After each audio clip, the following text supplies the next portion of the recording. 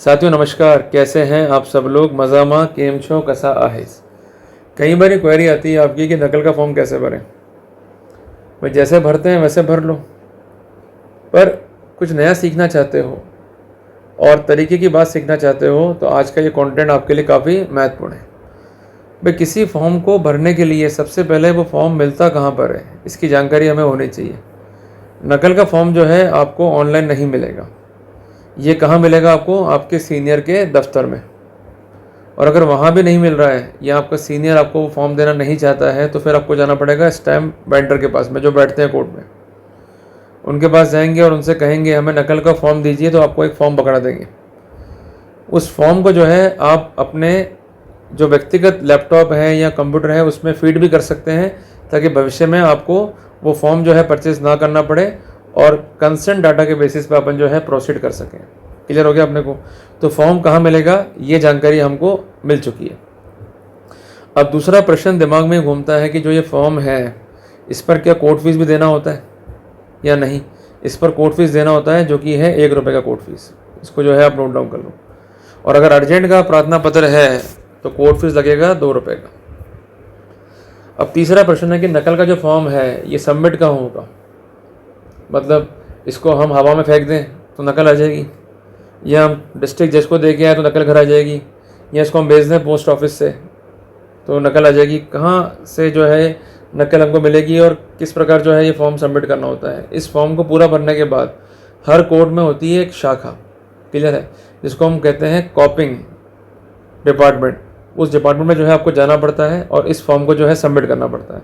जैसे ये फॉर्म जो है आप सबमिट करेंगे आपको एक नंबर मिलेगा, और वो नंबर जो है वो टोकन नंबर होता है जिसको संभाल के रखना होता है। कई बार ऐसा होता है कि आपका ये फॉर्म स्वीकार नहीं होता है या ये अंडर होता है प्रोसेस, तो उस कंसर्न टोकन नंबर के बेसिस पर जो कंसर्न रीडर है या बाबू है या जो भी व्यक्ति विशेष है उस अर्जी को ट्रैक कर सकता है कि ये नकल कब लगी थी, इसका क्या स्टेटस है, इसका कंसर्न डॉक्यूमेंट कॉपिंग के लिए आया या नहीं आया। क्लियर हो गया?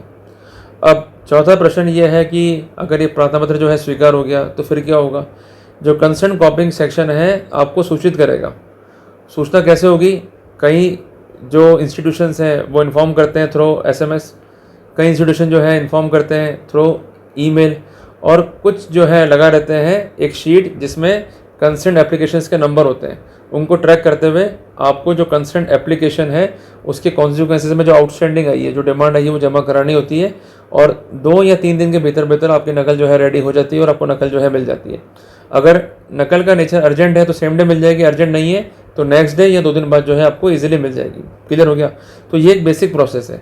जब नकल लेंगे तो क्या किसी रजिस्टर में एंट्री होती है? हाँ, एक रजिस्टर होता है, उसमें इसकी एंट्री होती है। अगर उसमें एंट्री किए बगैर आप नकल लिया है तो आप पर कानूनी कार्रवाई हो जाएगी। क्लियर है बात ये? इसलिए बहुत चीज़ें टेक्निकल है जिसको अपने को जो है समझना होगा। जब नकल लेंगे तो क्या हमें उस समय भी कोई कॉपिंग फ़ी देनी होती है? हाँ, कॉपिंग फ़ी भी देनी होती है। इसके लिए अलग से स्टैम्प आते हैं। ये स्टैम्प कहाँ मिलेंगे हमको? स्टैम्प वेंडर के पास में। और अभी कुछ जगह तो ये प्रोटोकॉल चल रहा है कि जो कंसर्न नकल है उसके जो कॉपिंग चार्जेस हैं, मींस जो उसको फोटोकॉपी करते हैं, उसी के साथ साथ जो कॉपिंग फ़ी है उसको ले लिया रहता है, ताकि टाइम बच जाए एडवोकेट का और उस नकल को जो है अपन इजीली प्रोसेस कर सकें और इजीली जो है उसको हैंड ओवर कर सकें। तो ये बेसिक प्रोटोकॉल है। इसकी जानकारी जो है मैंने आपको प्रैक्टिकल वे में दे दी। अब आते हैं फॉर्म के ऊपर। हर फॉर्म का बेसिकली एक प्रारूप है, इसका भी जो है प्रारूप है। क्लियर है? और इसका प्रारूप जो है जो लिया गया है वो मैंने आपके सामने जो है रखने का प्रयास किया है। सबसे ऊपर क्या लिखा हुआ है? प्रार्थना पत्र वास्ते प्रतिलिपि प्राप्त करने हेतु। प्रतिलिपि क्या है? उस डॉक्यूमेंट की सर्टिफाइड कॉपी। ये सर्टिफाइड कॉपी अपन क्यों लेते हैं? फ़ोटो खींच लो भाई, कोर्ट की फाइल जिस हिसाब से ली फ़ोटो ही खींच लो। ऐसा क्यों नहीं होता? अगर आप कोर्ट की फाइल से फ़ोटो ले लेंगे या अपने स्तर पे जो है उसकी फ़ोटो शेयर कर लेंगे तो 2 संभावनाएं, या तो पन्ने गायब हो जाएंगे फाइल पे से, या जो कंसेंट उसका रिकॉर्ड आपने बनाया है इलेक्ट्रॉनिक फॉर्म में उसमें आप मैनिपुलेशंस कर देंगे। तो ऐसा ना हो, इसलिए जो पुरानी परंपरा है उसको आज भी जो है फॉलो किया जा रहा है। वो परंपरा क्या है कि कंसेंट जो डॉक्यूमेंट है उसकी फ़ोटोकॉपी होगी और कंसेंट डॉक्यूमेंट पर कंसेंट जो सेशंस कोर्ट है उसका जो कॉपिंग सेक्शन है उसका सील लगेगा, जो कंसर्न इंचार्ज है उसका जो है सिग्नेचर होगा विद सील, और जो कंसर्न मजिस्ट्रेट है जिसको ऑथराइज किया गया है कॉपिंग वर्क के लिए उसका जो है सिग्नेचर होगा।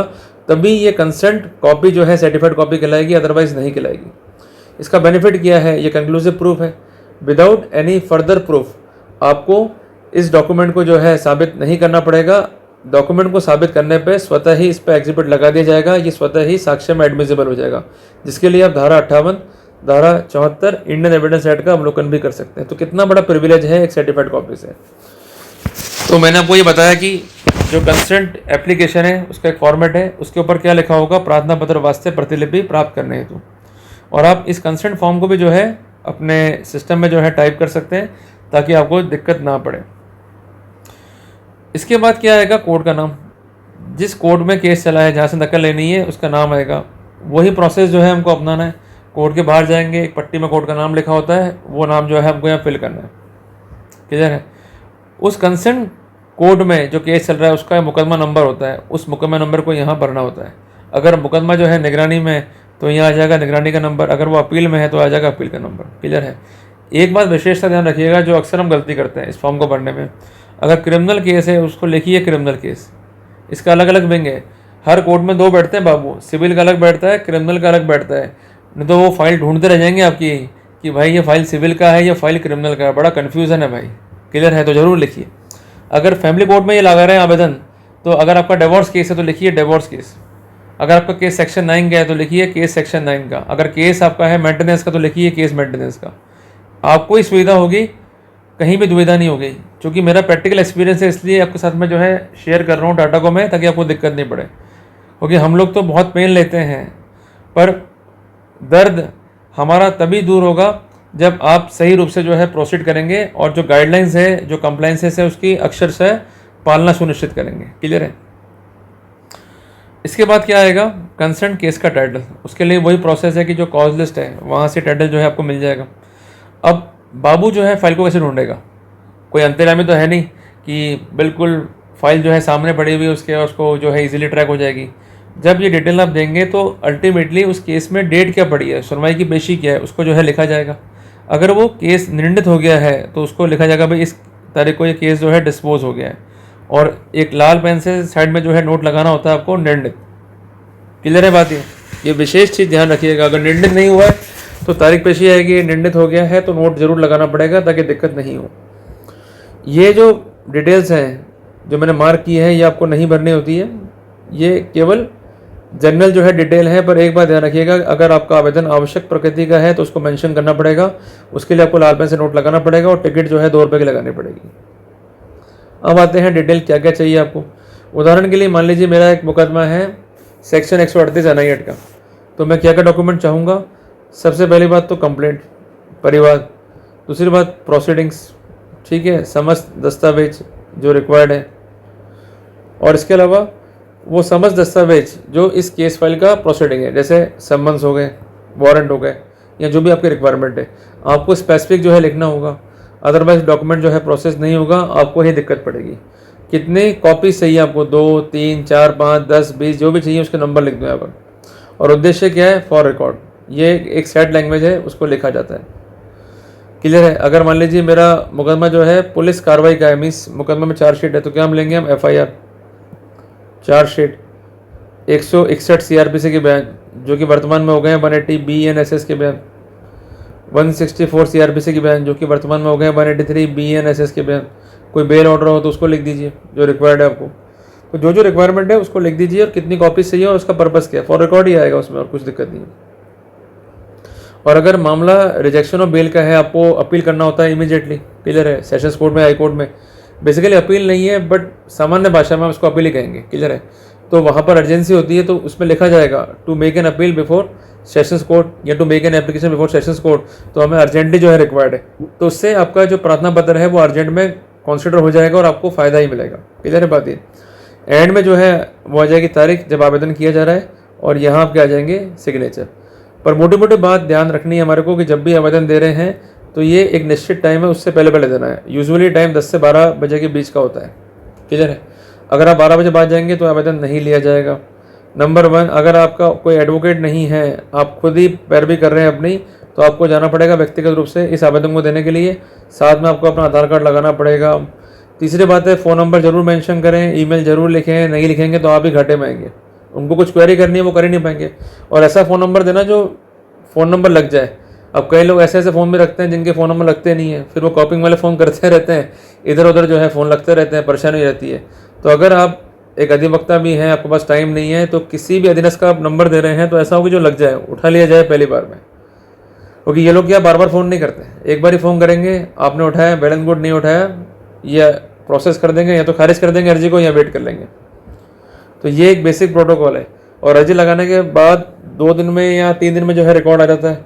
और कई लोग क्या करते हैं स्मार्ट प्ले कि अर्जी को इंट्रोस करा लेते हैं कि साहब हम खुद ही जाके जो है सर्व करा देंगे कंसर्न डिपार्टमेंट में। अर्जी को इंट्रोस कराया, ले गए और डिपार्टमेंट में गए और जो कंसर्न रीडर है उससे मिल करके अपना रिकॉर्ड निकलवा लिया और रिकॉर्ड को पंच करा के तुरंत भिजवा दिया। तो इससे क्या होता है कि संभावना गलती की नहीं रहती है और इससे प्रोसेस जो है ईजी गोइंग हो जाता है। क्लियर है? पर ये कुछ ही बार होगा, हर बार नहीं होगा। क्लियर है? हर बार ऐसी प्रैक्टिस को अपनाओगे तो वो आपको कोऑपरेट नहीं करेंगे। क्लियर हो गया अपने को? तो ये मोटी मोटी बातें हैं जिस पर अपने को विशेष से ध्यान देना होता है और वर्कआउट जो है अकॉर्डिंगली करना होता है। और 2 बातें मैं कहना चाहूँगा, अगर आप क्लाइंट की पैरवी कर रहे हैं खासकर किसी फौजदारी केस में और ट्रायल कोर्ट से वो कन्वर्ट हो गया है, मैटर अपील में है, तो आप कंसेंट जो जजमेंट है उसकी सर्टिफाइड कॉपी लेके रखें, जो कंसेंट फाइल है उसकी सर्टिफाइड कॉपी लेके रखें। इन केस कन्विक्शन अपहेल्ड हो गया तो नकल मिलने में लग जाएंगे 10 से 12 दिन, तब तक क्लाइंट जो है आपका झूल जाएगा जेल के अंदर। तो आप नहीं चाहते क्लाइंट का अनर्थ हो। तो ये कुछ बेसिक चीज़ें हैं जिस पर विशेष काम करना है और वर्कआउट अपने को करते हुए चलना है। क्लियर है? उम्मीद करता हूँ कि मैंने आज के प्रेजेंटेशन के माध्यम से आपको इनलाइटन करने का प्रयास किया। अगर टॉपिक आपको अच्छा लगा तो इस कंटेंट को लाइक और शेयर जरूर कीजिएगा। जल्दी मिलते हैं एक नए टॉपिक के साथ। टिल देन, जय हिंद, जय भारत।